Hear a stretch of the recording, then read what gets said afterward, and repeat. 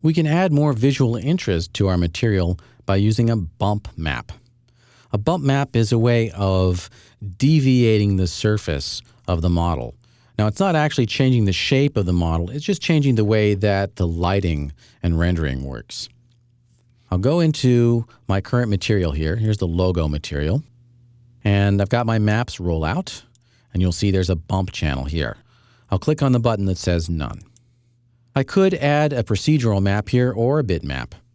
Let's do a procedural map. I'll just do a simple noise map. Double click on that. And to see this most effectively, let's do an active shade rendering. I'll go into the perspective view, click on perspective, extended viewports, active shade. You can start to see that the cloud pattern on the reflections is starting to deviate. It's getting a little bit swirled there. If I change the noise parameters, we'll see this more dramatically. Let's say I'll set the noise size down to only 5 and press enter.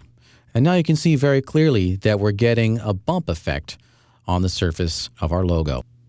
Now, this is not affecting the profile. It's not affecting the actual model in any way. It's just affecting the material. And I could play around with this. I could do fractal and, getting a nice rough effect there.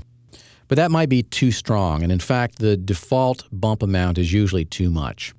I'll go back up to the top level of my material. I'll just reduce the bump amount to 10 instead of 30. And now it's not quite as extreme, and it's a little bit more believable.